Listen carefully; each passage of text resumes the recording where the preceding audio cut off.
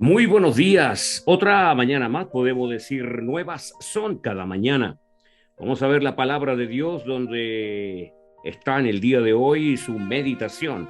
Está en el libro de Juan, capítulo 1, versículo 1. Y señala lo siguiente, lo leemos en forma textual. Dice, en el principio era el verbo, y el verbo era con Dios, y el verbo era Dios. ¿Qué se refiere aquí Juan en esta palabra? Bueno, él está usando la palabra en el principio, que está estableciendo un paralelo con Génesis capítulo 1, versículo 1. Utiliza la misma frase.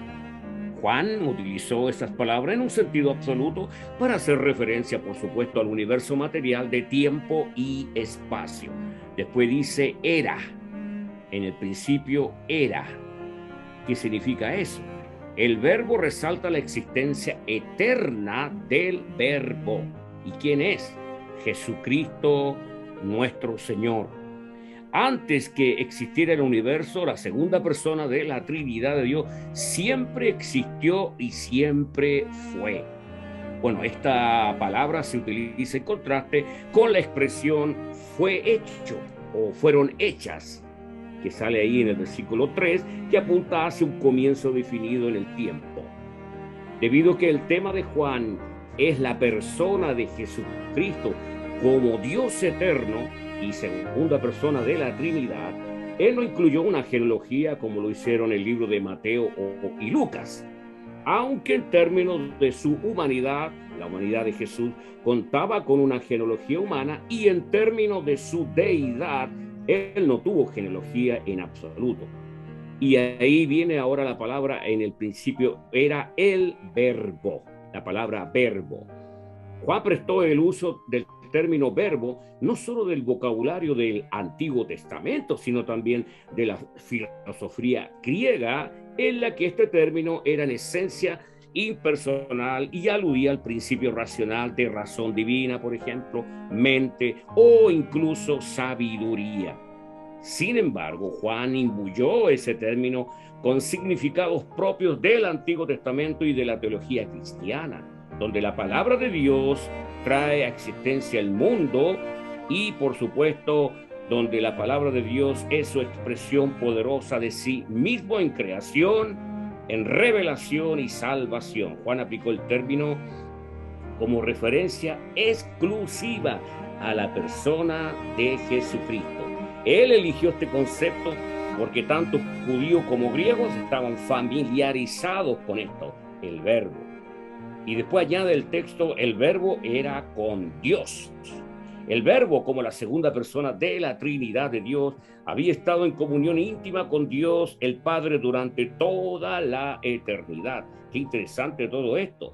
Aunque el verbo disfrutó los esplendores del cielo y la eternidad con el Padre, él renunció por voluntad propia a su posición suprema en el cielo para poder adoptar la forma de hombre y ser sometido a muerte en una cruz romana.